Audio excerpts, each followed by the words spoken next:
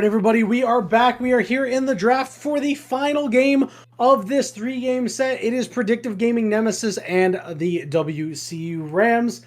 Lots of seeding implications for this game, as the Rams could move up to the 6th place slot if things break their way, which we think they might. That said, Predictive Gaming Nemesis, I mean, they can get their first series win, and you have to have that in your eyes. Like, they know that it's right there, and they know they got to go get it. So I'm interested to see them come out with a fire. Yeah, really curious to see how that matchup works out, and really curious to see how Yannick Spence's birthday tomorrow. Of course, happy birthday to my co-caster. Thank you. I'm gonna spend my birthday working, getting done. Probably going for a walk, and then a walk. Let's go. Yeah, and then casting for Blue Otter League. Okay, that's how I'm spending my birthday. But let's see how we're gonna do this draft here, and how we're gonna spend the draft. Interesting that the Rams banned the Zach. That I think that's a little weird. They're the ones that banned the Zach, and Predictive Gaming are gonna opt in for the Morgana.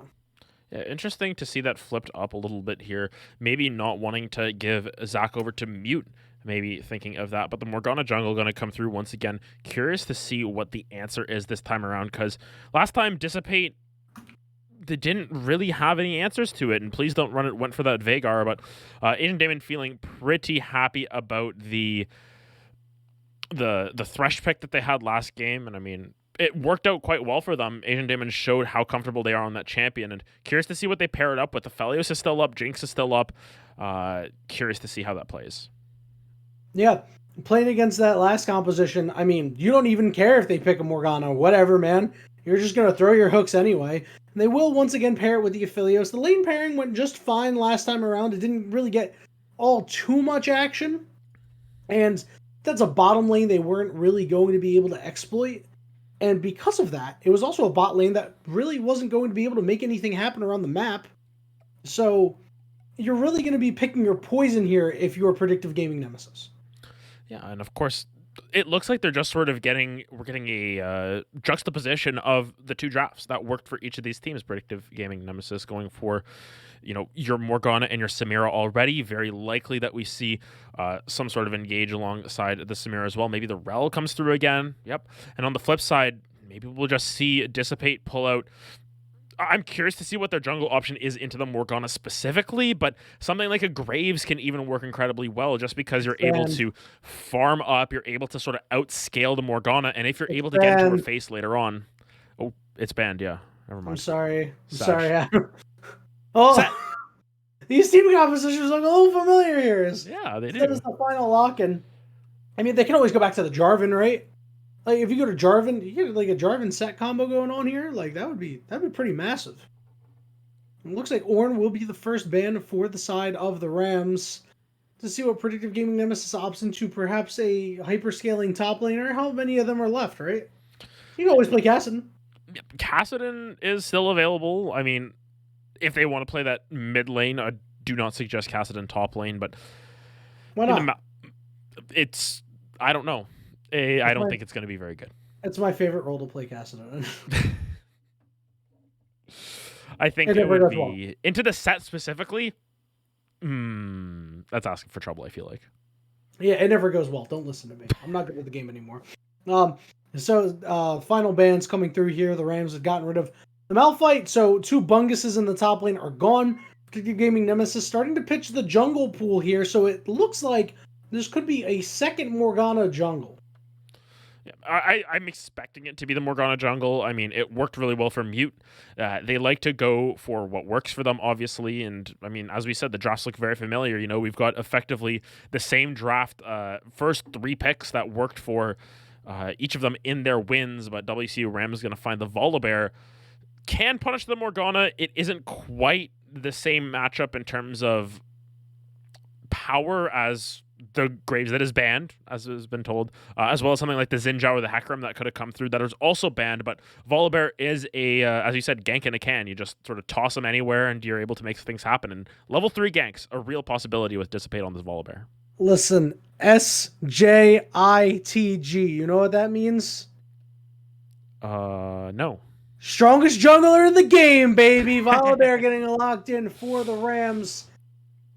I mean, there's a reason why he's played at such a high level. There's a reason why everybody plays him. Like, he gets played in amateur, he gets played in academy, he gets played in LCS, he gets played in LJL, he gets played in LCK. Like, there's a reason why this champion is played everywhere.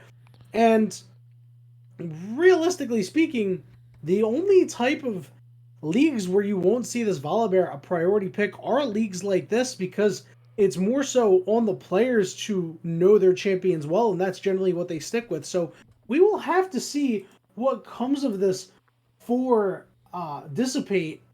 After their Zac performance, I'm pretty confident they can have a solid Volibear game. Yeah, I think that they're going to have a strong game as well. A lot of what it will depend on is how this Morgana paths once again. The Ari comes through, so you've effectively got the same comp from last game. Saw your Zac in that way for WCU Rams, but Akali Yone as your solo lanes here for Predictive Nemesis. Very, very aggressive. Not quite the same late game powerhouse as the KL, but Yone, if you unleash that champion, is still relatively, I want to say not relatively, very scary. Yeah, this is pretty lit. I'm not going to lie. This is like, you're puking and bleeding and crying on the rift. I mean, Akali Yone is omega strong.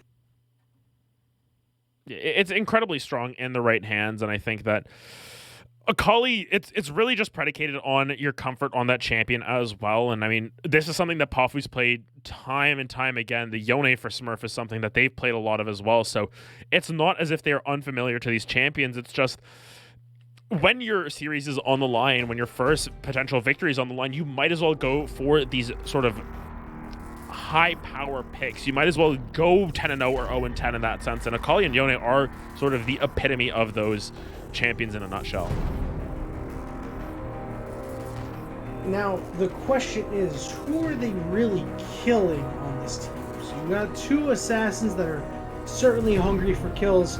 Volibear's not an easy champion to take down. Set isn't easy to take down. Ari post 6 is, I mean, even pre 6 is hard for Akali and Yone to really actually get kills on, barring a critical mistake. And Aphelios should be safe for a majority of the game. I think that Aphelios specifically is going to be the target for a lot of these, but Yone has a lot of tank shredding abilities if they're able to get fed enough as well. You know, you get the magic damage off of your auto attacks, off of your W as well, and the repeat damage on your ultimate can be quite big as well. So I think it's going to be a lot just coming down to snowball potential. And realistically, Predictive Gaming Nemesis, if they're able to get a lead in the early game, they can snowball that out of control. And it doesn't matter that there's a Set or a Volibear on the enemy team, because they'll cut right through them. But in the same vein, if they fall behind, it's going to be incredibly difficult for Predictive Gaming Nemesis to get back into the game because of how strong the Set and Volibear tankiness is going to be against some underfed assassins or, you know, high damage bruisers, if we want to call Yone. What is Yone? Just a fighter. Sure, yeah. No, he's a fighter. But I think I really like what Predictive Gaming Nemesis is doing with this team composition. It's leaning into what they're best at, and that's fighting early and taking advantage of their early leads that they have been able to consistently build, not only throughout the series, but throughout the season. And the last game, they didn't have the team to take advantage of that. You know, they had an Ezreal and they had a Vex, champions that do take a little bit of time to get going. Once Akali hits level 6, she is killing some squishy targets. Yeah, once Akali hits level 6, the Aphelios and the Ari have to be on alert. Even though it is top lane Akali, never know, she might just roam down and look for something along those lines. Even Thresh isn't going to be the tankiest member, but at the same time, laning into a Set and a Volibear, you know what you're signing up for if you are Pafu. You need to try and get an early kill in this lane, try and take advantage of Set at their weakest point, and especially if you're taking TP Ignite, as we see hovered. I'm going to ignore the rest of the sums because they're definitely trolling us, but you know, TP Ignite going to be pretty important in that sense to try and find the kill onto Set early, and going to be able to cut through a lot of that healing as well. The Ignite early just means that you're saving 800 gold and buying an Oblivion Orb for those trades. As long as they are safe and they're aware of where Volibear is or have a general idea of his clear, then Palfu should be okay, but Palfu can get Omega punished if they are not paying attention to that. It's one of the most underrated things for a solo laner to know, because one death early on in the game could spell disaster and cascade into a loss. We will see what ends up happening. We will see if these players are able to figure that out and keep themselves safe, and if these assassins will feast or if they will famine. We are in the spectator delay. Once the spectator delay is done and dusted, we will be on the Rift for the final game of the first 3-game set of the night between the Rams and the other side of Predictive Gaming Nemesis.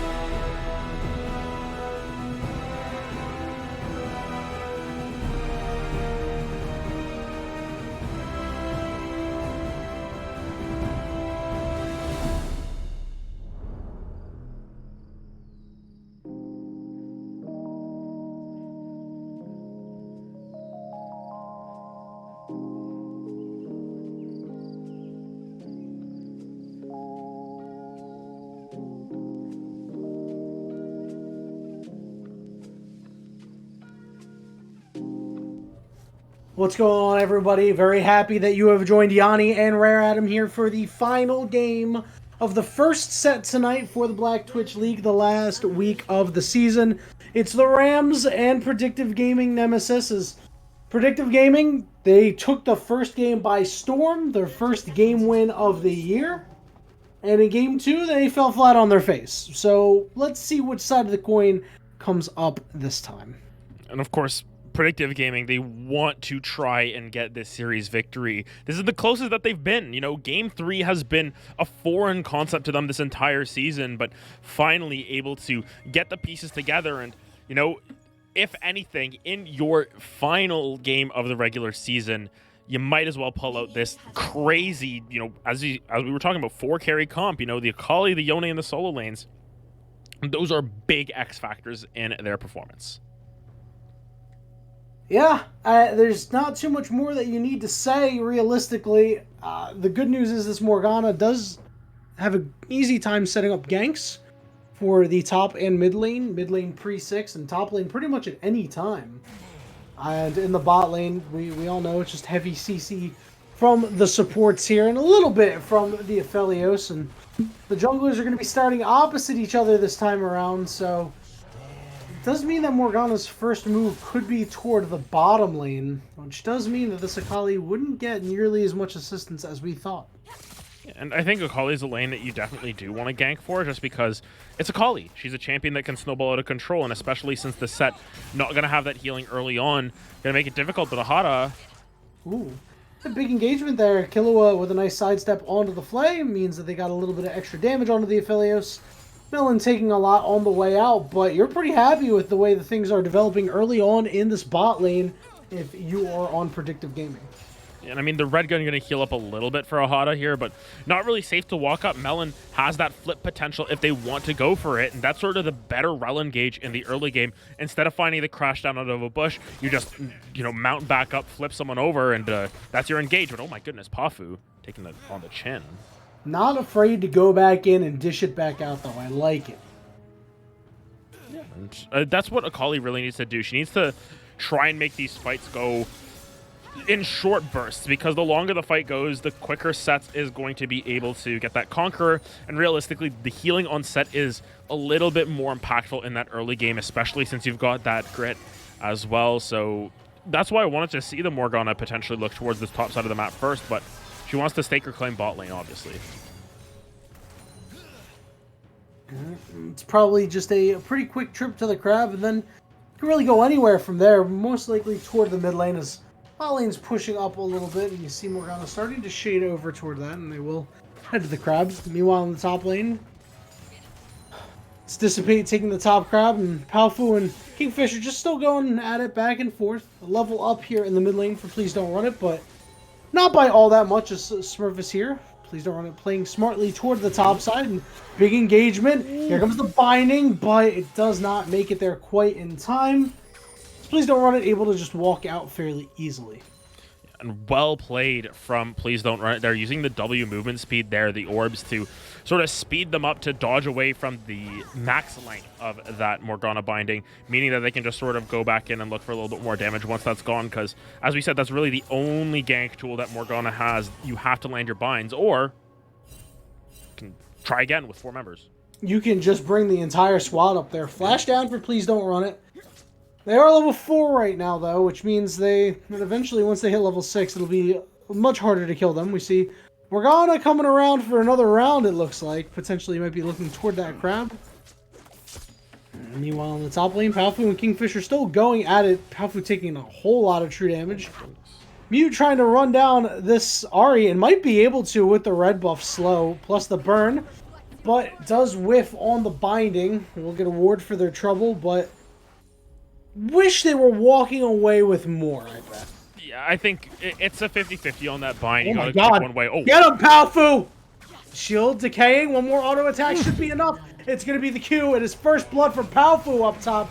And now Dissipate showing up in the mid lane. Gank in a can has come to play. Flash away. Oh, Big no, shield. There's the binding. Can they turn it? They do turn it. Give that one over to Mute. And the top side for Predictive Gaming Nemesis has come to play here in Game 3. The coin has landed on heads, Adam. Oh my goodness, the canceled auto attack is just so sad to see from Dissipate. At least then you get a little bit off onto Smurf, and I mean, you forced the flash out, you could have found that kill if you didn't cancel the auto, but it just isn't quite enough. And now, Predictive Gaming, they're in a situation that is very familiar to them, up a couple of kills in this early game. We'll have to see what the response is in the next 3 to 4 minutes here from WCU Rams, because it will either mean Predictive Nemesis are snowballing this game out of control, or WCU Rams bring it back to even, maybe even take a lead themselves. Well, it could really go either way, as you said, but see Palfu now hit level 6, Kingfisher also hitting level 6, and the Oblivion Orb was the first pickup, as you mentioned in the pregame, was going to be something that they were certainly going to go after early. Yeah, and the Ignite usually means that you don't see that come through early, but I guess Pafu just wants to get that extra damage down. Realistically, you're only going to be wanting that Oblivion Orb for all-in trades, so maybe would have preferred to see the Blasting Wand come through, or maybe a little bit more AP, just a couple of books even would be a pretty good pickup, but Pafu instead just opting for the Oblivion Orb because they're going to build it anyways, I guess, is their mantra, and maybe can find a kill here. Well, they might be in a lot of trouble. They're taking a lot of true damage. Dissipate has shown up. Oh, Palfu no! going forward. No! Will die to the turret. That said, no assist for Dissipate, so it at least wastes the Volibear's time just a little bit. Yeah, it's still rough, though. I mean, you don't want to be giving up your time and your ult like that if you are Pafu there, because Kingfisher's just going to be able to walk out of that scot-free. That's the power of having flash in a lane. Sometimes you just need to get that extra little bit of distance, and it ends up paying dividends for Kingfisher, who's able to stay alive with that grit health regen. Now, pushing a wave under the turret, no teleport for Pafu does mean that they're going to lose at least a couple of minions here. Maybe not all that much. It's taking a while for Kingfisher to push this one in. We see now that Ari has hit level 7. She's going to be nigh untouchable, as Smurf really not too worried about that, just worried about trying to equalize the CS a little bit. Yeah, and I mean, the Yone's going to find some level of use here because of the combo with the Rel. Crash down into Fate Sealed into Magnet Storm is effectively 4 or 5 seconds of hard crowd control that you can't really dodge out from if you get hit with the first instance of it. So I want to see Melon and Smurf start to link up as this game progresses alongside Mute here, because that's just your full crowd control combo. Doesn't matter if you've got a cleanse or a dash or anything. You get caught by one of those abilities, it's game over for you. Dissipate in the area is going to clear out the sword as the dragon has been started, and they're going to flash on top of Dissipate. They're going to find a knockup. They're going to find a Fate Sealed, and Dissipate is gone. Give that kill over to Killua, and the first dragon of the game here, 8 minutes and 15 seconds in, will go over to the side of Predictive Gaming. Yeah, and despite Killua's name, it's actually Melon who's the hunter there, going over the wall. Oh my, Pafu. Pafu putting the moves on him. See you later, Kingfisher. Bobbing in and out and in and out. Another solo kill for this Akali. That is problematic. Listen, if I was playing in this game and I saw a 2-1 Akali, I would be very, very scared. Oh yeah, I mean, Pafu's going to be a threat to be reckoned with here. And the fact that they're getting kills on the set of all people, oh my. Uh-oh. Ooh, Smurf. Falling there is Ari doing a little bit of an ankle breaker impression. I just want to go back to this for 1 second before there's an engagement here. Oh, that Hunter joke was so funny. Killua in here once again trying to turn on the Inferno trigger and has done so, but gets hooked out of it and pulled into the turret. Disaster strikes Melon trying to find the kill, and will after an Ignite. There's a kill for Asian Demon, a 2-for-1 in the bot lane for the Rams, and Pafu dies up in the top lane. And Predictive Gaming, they had a lead, but they're having a hard time hanging on to it. And I was mentioning that it's going to be in the next 3 to 4 minutes that WCU Rams get themselves back into this game if they're going to do so, and they do exactly that. They find 2 kills on the bottom side. Killua almost was able to go through that tower, but unfortunately not able to get that last little bit of damage onto Ahata there. And despite Melon picking up that kill at the end, it's a kill onto the Rel. You don't really care as much. It does get returned on to the Thresh. I think if Asian Damon just took the hands off the keyboard there, let the turret do its work and give Ahata the kill, it's the most beneficial scenario, but regardless, it's still just extra kills across the map for WCU Rams, and 10 minutes, the gold's dead even once again. Man. This has some of the makings of a certified BTL banger if nobody pulls away from it, but I don't want to call it prematurely here. Palfu up about 6 CS and definitely is knows how much damage they can do. Kingfisher is just trying desperately to run away. Palfu playing it well, now going for it under the turret. Does get ulted under the turret, but my god. The Sorcerer's Shoes help deal so much damage, essentially true damage at this point in the game for Palfu, as they find another solo kill. Yeah, they've got the dancing shoes on there on the top side, and there's not a whole lot that Kingfisher can do. I mean, the one thing that they could have done is, build a Hex Drinker already, but they haven't done so. So, unfortunately, they're going to be having to face up against that for longer. But on the bottom side, Red-White just going to shred through that tower. You may get the Rift Herald, but how much are you actually losing for this? This is a significant advantage on the bottom side of the map for WCU, and they might be able to get first tower just off of those plays getting picked up for them this early on. Oh, please don't run into this here. Finds the charm onto Palfu. Oh, is Mew going to be able to get there soon? Just in time, the flash from Please Don't Run It. Here comes the Soul Shackles. Palfu! And Palfu survives! Mew with a clutch assist there. And Kingfisher can only watch as the very low health Akali waves goodbye in the rearview mirror. The Black Shield saved them. That was so clutch. Yeah, the pullback on the Orb of Deception would have been enough to take down Palfu there, but the Black Shield comes in just in time to block up some of that magic damage, and my goodness, it was a game of inches there, and it very well could have been, Please Don't Run It, able to find that kill and able to walk back towards the tower a little bit more instead of chasing the Akali around the circle, but a ring around the rosy, a pocket full of posies, ashes, they fall dead. There's no Ashe in here. There's ashes in the shroud. You know what? We don't know. You know what? You might be right, actually. It could be. It's gray. Ashes are gray. Morgana heading up to the top side, dropping the Rift Herald. Looking to get full value and get first turret here before the plates fall off. Gank it a can up on the top side, but about 500 gold apiece to the jungler and top laner. And they are thriving right now. They have found a Volibear, and Palfu wants a piece of this one. Doing so much damage to dissipate. The Black Shield is on, so Palfu don't care. Palfu finding a kill, turning their sights onto the set. Mute has the flash over the wall, but is being flashed after and is not getting help from the Akali. But the Akali, once again, don't care. Akali gonna do their own thing. Double kill in the top lane. Inferno trigger in the bot lane. Ahata trying to get the last bit of damage onto Killua. They're going to turn their sights on the Asian Demon. Melon is going to be able to find the kill. Melon is going to get one traded back. And my goodness, across the map, Predictive Gaming doing the unpredicted in a lot of ways and finding fights after, I want to say after 12 minutes, they're starting to go their way after they were equalized out a little bit. But this Akali from Palfu, we said it was going to be an X factor. These solo lanes were really going to be the focal point, and while mid lane hasn't really accomplished too much, it's been the Palfu show on the top side, has perfectly executed this pick thus far. 5, 2, and 1. They got a pretty early mythic, and they're going to start making impact around the map here because, man, they're shredding through the two beefier members. See Killua here going for the engagement. Ahata is very low. They will be able to find a kill back. It's Asian Demon getting the last auto attack on. So 1-for-1 overall, and both AD carries falling.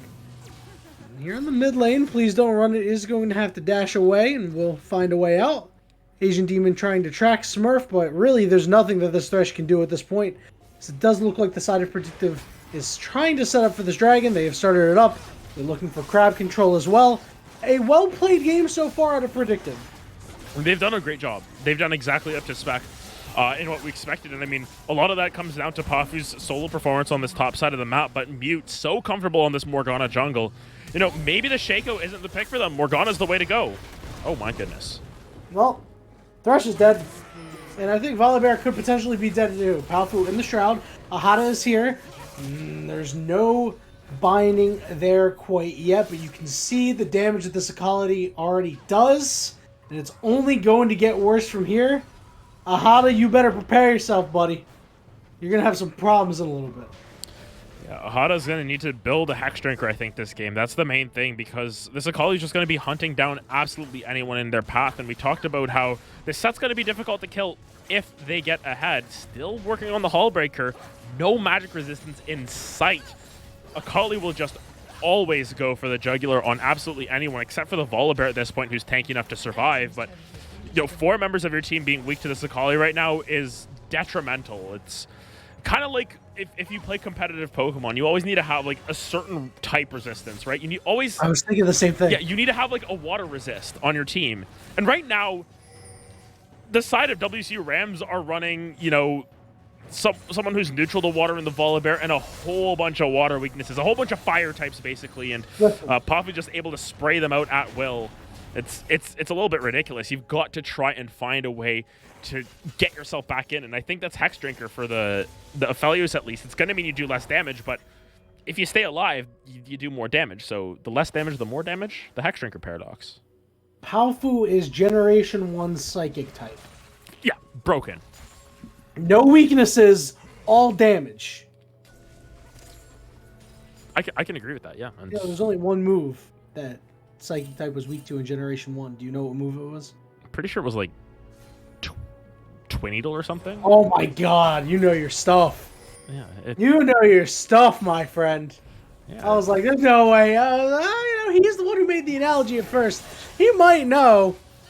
See here in the bot lane, Smurf looking to scrap onto Please Don't Run It. No. Oh, caught him before Please Don't Run It could use the ultimate. A little too overconfident there, and the Fox will pay for it. Yeah, the Fox, the quick brown Fox was not able to jump over the lazy Yone there. Was taken down, unfortunately, and now mid turret under siege, and it's been just a masterclass in the side lanes thus far. And I mean, Pafu is the main story to speak of, but very quietly, Smurf has just been able to farm up, get to that shield bow, and that's really where Yone turns on. They're able to find a lot of damage, and getting the solo kill into Please Don't Run It there is just a far cry from what we saw from the Ahri last game, with the fully stacked Medjai's now just struggling to even find a Dark Seal stack. You know, I thought you were going to make a what does the Fox say joke, and I'm very glad you didn't.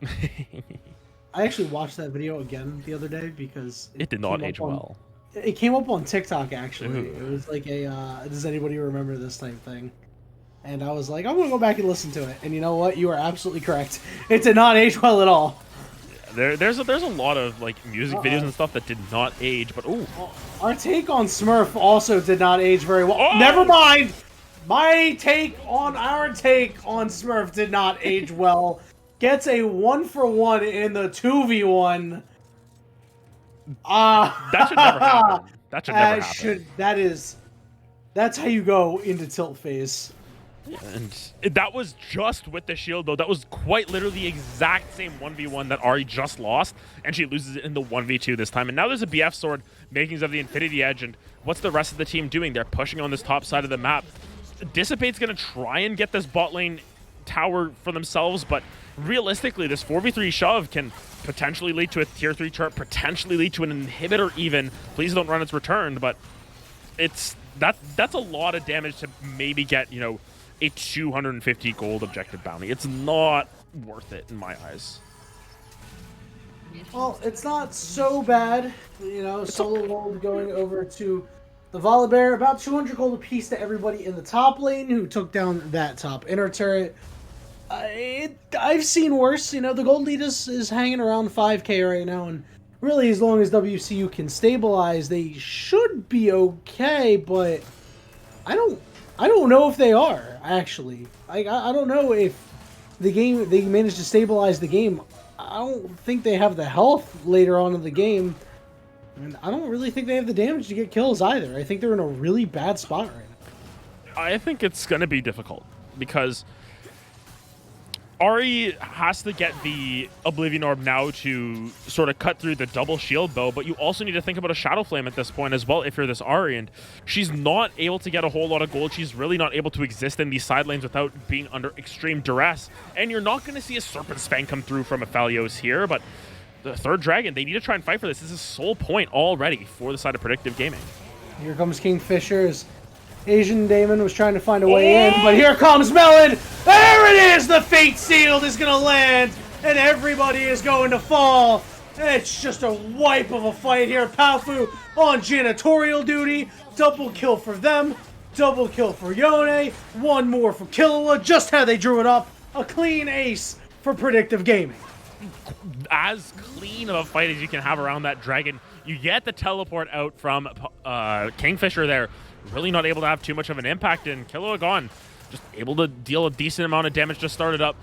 all Melon and Smurf, though. They're able to just dive in together. The dive bros jump down, knock them all up, pull them together, and take them down in quick order. And Predictive Gaming, this is the sort of game that we wanted to see from them in Game 2, and now in Game 3, you know, they have no fear. They have nothing to lose at this point.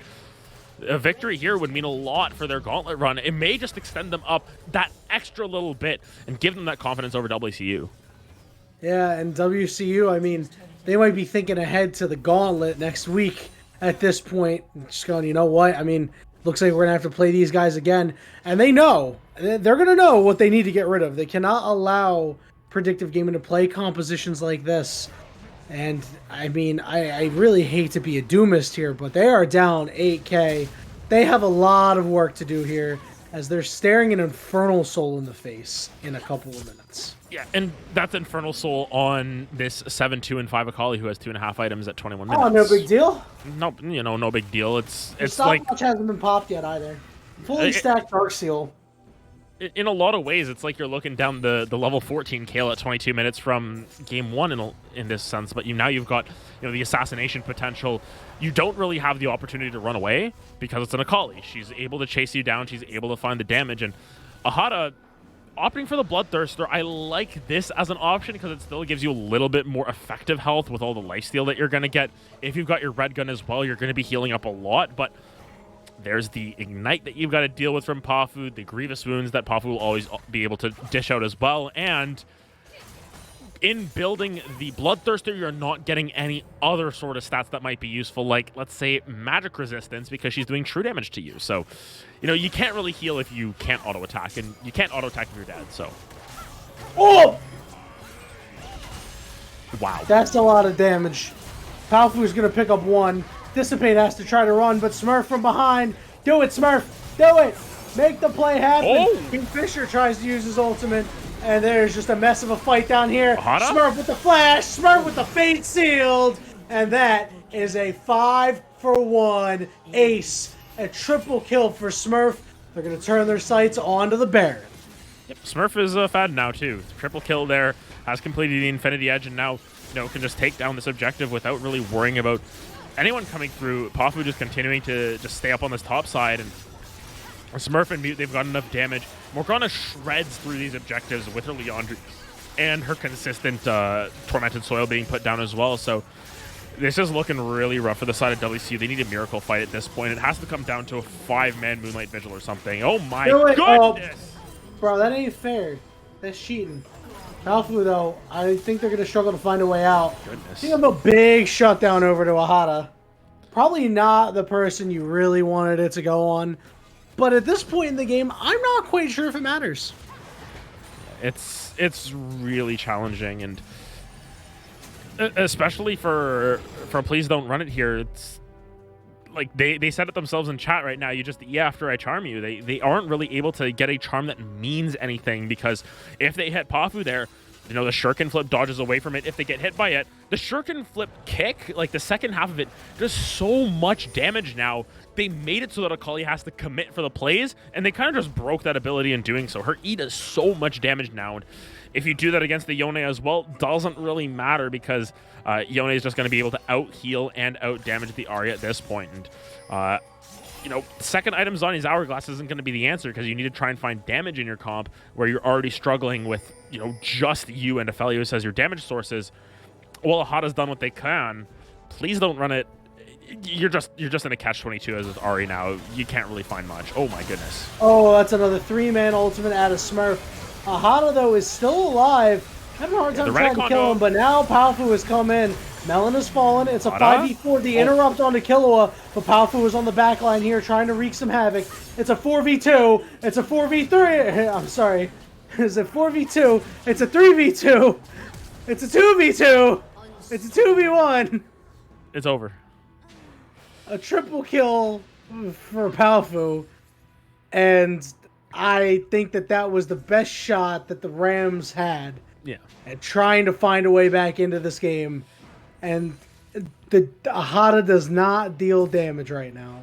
He doesn't deal enough. I mean, he was able to take down Melon very early on there, but as we were saying, you know, the lifesteal only helps you if you're able to auto attack. And I think Ahara got 2 auto attacks off onto Pafu, and Pafu just one-shot them. So, yeah, great. You got 20% lifesteal. You healed up maybe 200 health there. Pafu did, you know, probably 1,400 plus excess there to you in a matter of a second.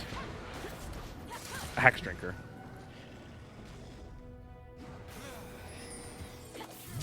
Oh, okay. Well, could we see another kill here? That's a tank, by the way. Dissipate is dead. Mute getting credit for that kill. And all of a sudden, Asian Damon could be dying soon. Paofu is going forward. Just rips through them like tissue paper. Has now found the Ahri. Kingfisher can't do all too much. It's a triple kill for Mute. And, there's not... Adam, I don't know what to say, except I think Predictive Gaming is going to do it, man. Yeah, there are very few words for what describes it apart from just utter domination. That's a microcosm of how the game has gone. Yes. Bottom inhibitor turret is falling.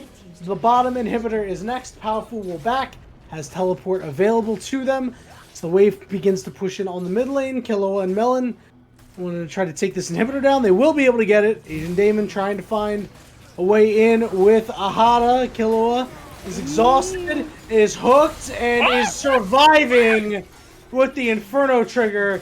Killua gone, more like your bot lane gone. And I know that's not how that's pronounced, but you know, had to do it. Middle inhibitor falling as well. It is now a 5v3. Mute is here. Paofu is here. Please don't run it. We'll be spawning shortly. And the engagement onto the 2 tanks. Paofu is unstoppable.